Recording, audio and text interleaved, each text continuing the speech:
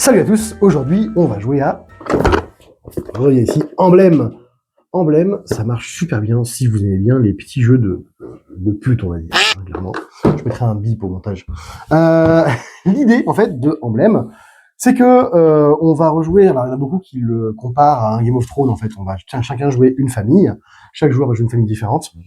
Et le but du jeu, en fait, va être de venir se positionner dans différents lieux. Le château, le village, le port. On va gagner des points de victoire en fonction de où on se place. Hein. Par exemple, alors, comme ça sera peut-être plus logique pour les lectures de gauche à droite.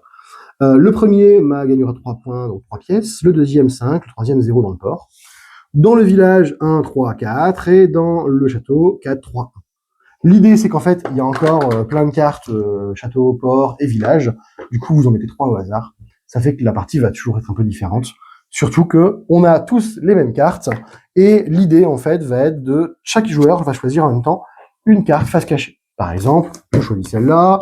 Totalement au hasard, on va choisir celle-là. Et totalement au hasard, on va choisir celle-là. Allez, hop. Voilà. Les cartes où il y a un petit sablier vont être activées en fin de manche.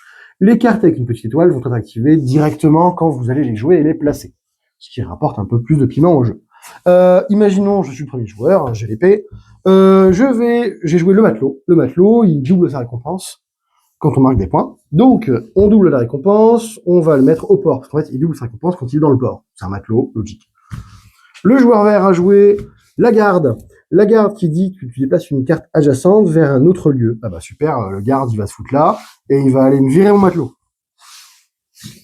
Et le joueur bleu a joué espionne, gagnez 2 pièces d'or si l'espionne est votre seule carte dans ce lieu. Et ben on va dire que lui il a envie de mettre l'espionne ici. Alors gros avantage, c'est qu'en fait on va toujours mettre les cartes dans l'ordre décroissant. C'est-à-dire qu'on commence par la plus haute et on va toujours sur la plus petite. Là, elle se met là parce qu'elle se dit, bon, au moins, si je suis deuxième, ça bouge pas, je me gagne 5 pièces, et en plus, j'aurai le bonus de 2 pièces, etc. Donc, on continue comme ça, on va jouer 3, alors, à 3 joueurs, c'est 4 manches, à 4 et 5 joueurs, c'est 3 manches. Je sais pas si je me fais bien comprendre. Donc, on va continuer, hein, je vais positionner les cartes pour imaginer, pour illustrer. Alors, donc là, un joueur va jouer le 9, il va décaler le 2 pour venir se mettre à la place, hein, toujours dans l'ordre décroissant. Le 1. Alors je fais pas gaffe je ne fais pas gaffe au pouvoir, hein, exprès. C'est pour pouvoir vous montrer une fin de manche.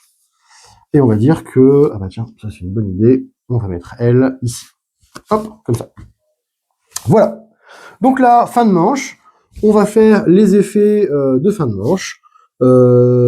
Défausser le roi si une voleuse est dans ce lieu. Il n'y a pas de voleuse, on défausse pas le roi.